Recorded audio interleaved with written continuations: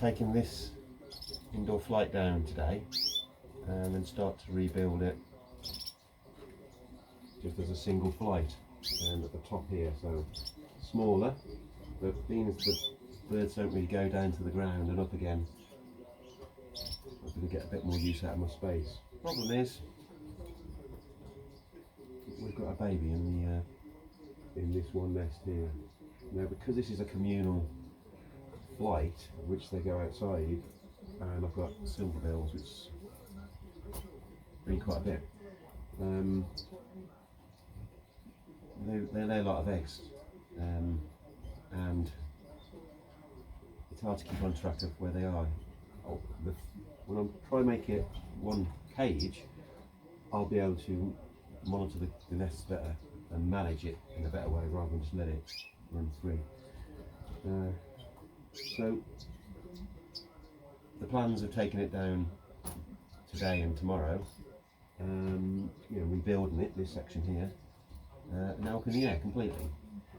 So I've got a video of the chick. It looks like we've got at least another week before it's out of the nest, so it's delaying me about a week.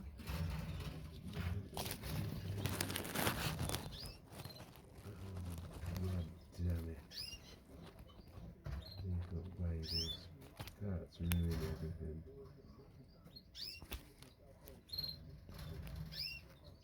That has ruined everything.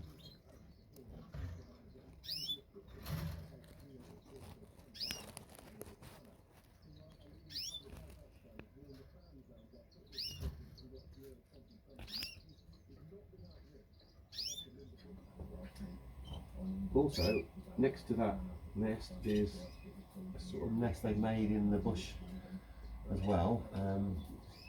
One sort of fledgling jump out of that one. There's 3 eggs in there. I just took the 3 eggs out. They were all infertile. They've gone in the bin. No eggs left in that one now. So I'm going to monitor that week every day and make sure there's no more eggs being laid into that one. We're shutting that one down. The little bird that's fledged is a silverbill, and it's a normal one. Let's see if we can get a video of that. It's a young.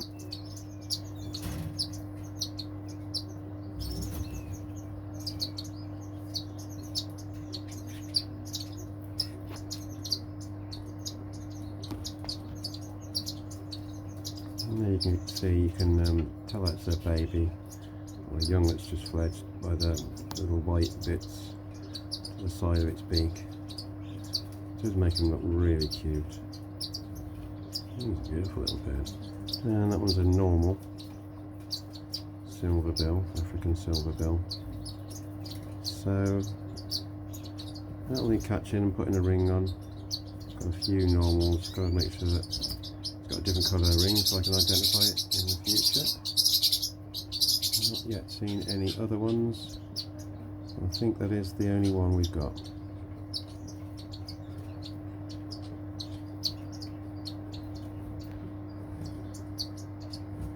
He's in real good health as well, which is fantastic. So this is one that will almost certainly survive the first few weeks. Sometimes they come out the nest a bit early. They look like the feathers haven't fully developed, and it's sort of hit and miss whether they're going to survive, especially with a big flight like this where there's a lot of area for them to fall, and if they go outside it could get rain on them, they get a bit of a chill, it could go in the water, but he's well developed and I'm sure he'll be fine, and he'll be well looked after by his parents, which are monitoring him. Obviously only 2 of them are going to be its parents, but this is a communal flight. They all might think that they're its parents.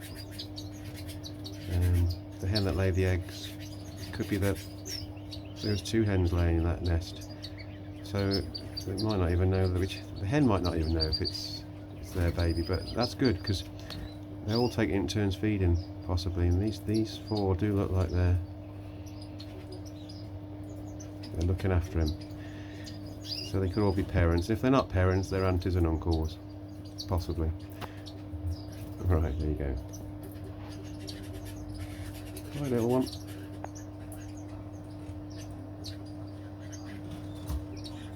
Yeah, so this is the nest where they've come from. He's come from, sorry.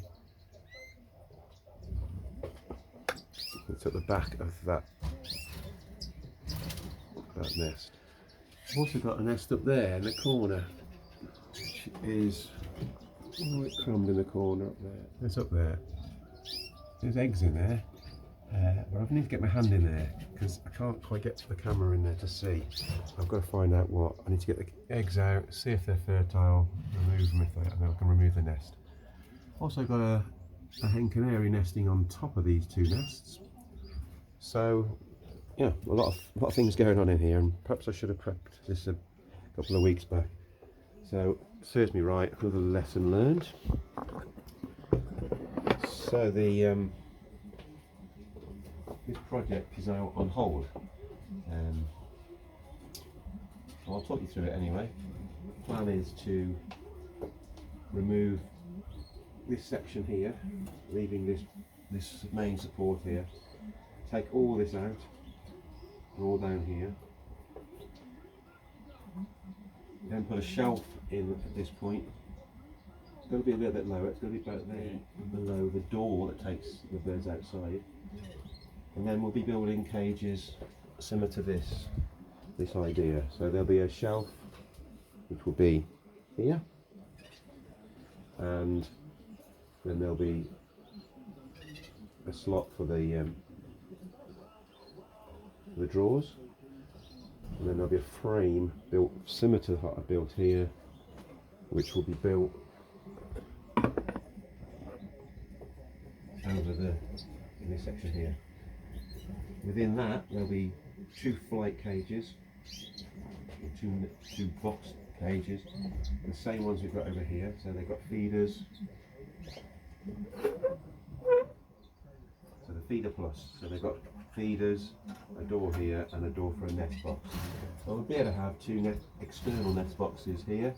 There'll also be three other smaller door wire fronts, which will give me another 3 access points, which I could use nest boxes on if I wanted.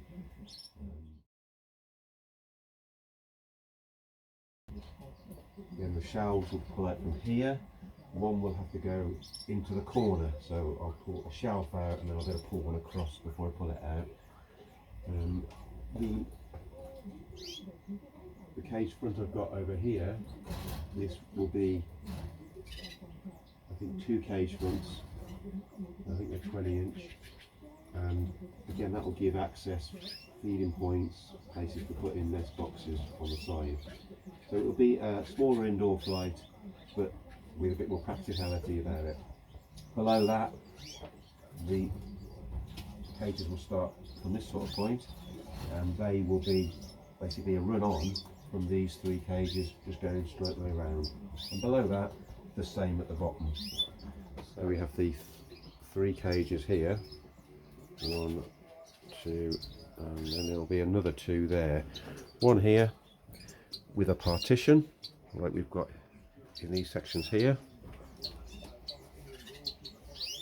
Yep. Just like we've got at the top, partition, partition, partition here. So this partition will be here. There'll be another one here, making it a cage this side and a cage that side, and the same will be at the bottom.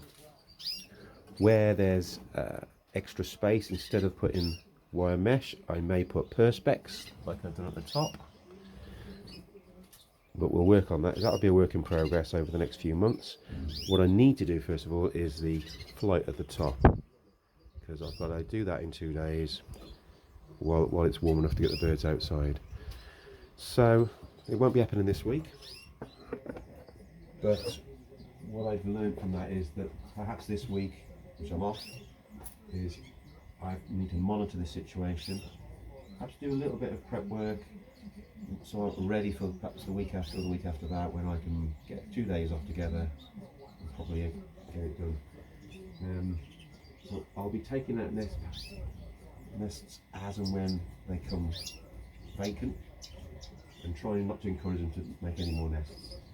At the same time, I can clean the bottom, trim some of the fake plant. I can start taking a few perches out. I can start getting them used to staying out all night maybe. But at the moment, we've still got a baby in there. I've got to look at the nest at the top, make sure that that's not got fertile eggs that are ready to hatch. So I've got this nest out, and as you can see, let's have a look.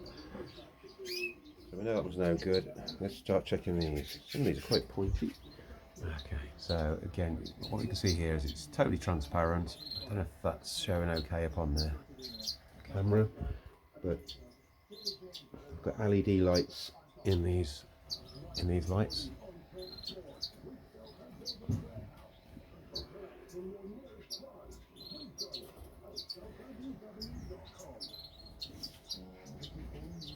Okay, so the eggs, yeah, they're all no good.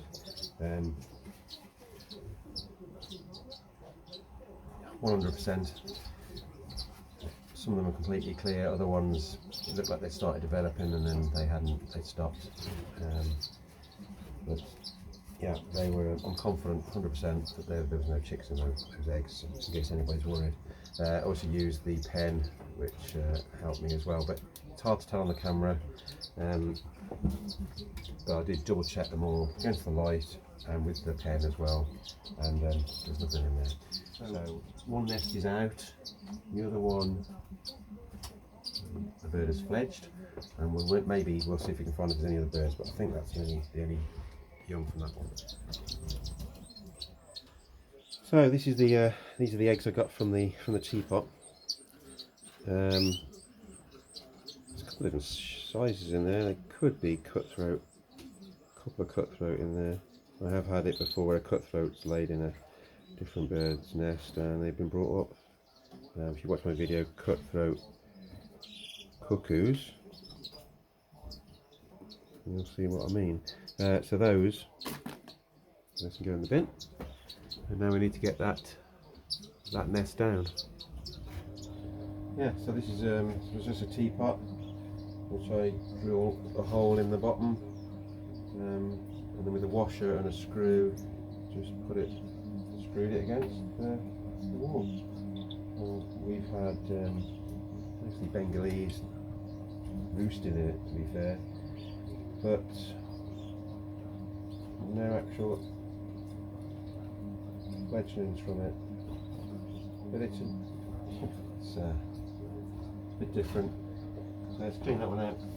Might use that outside. I've decided to put the teapot on the wall in the aviary. So there's a rubber bung there.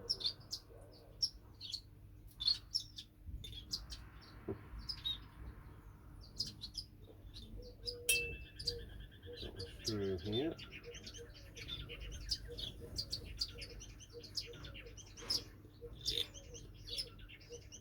A little bit.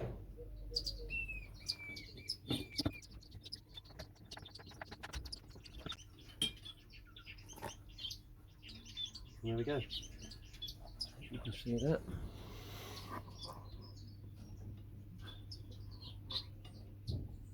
It's a little bit different. And if they don't nest in it, maybe some birds will roost in it.